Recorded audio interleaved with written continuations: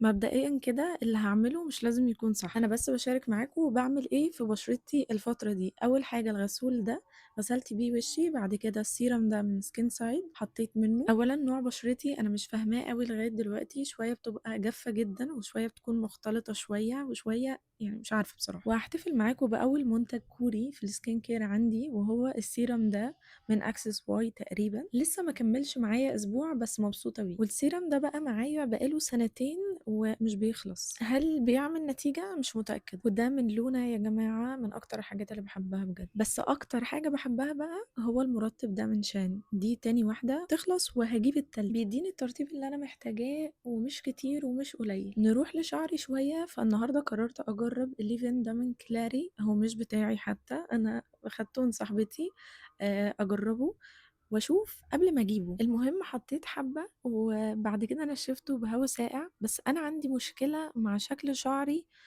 من غير حرارة، ولا بيكون كيرلي ولا ويفي ولا اي حاجة، مش مفهوم. وحطيت سيرم هو مش وحش يعني، عجبني شكل شعري ان هو مش هايش ومترطب كده، بس ممكن هي التجربة دي وبس يعني. المهم السيرم نشف، فحطيت المرطب ده بقى.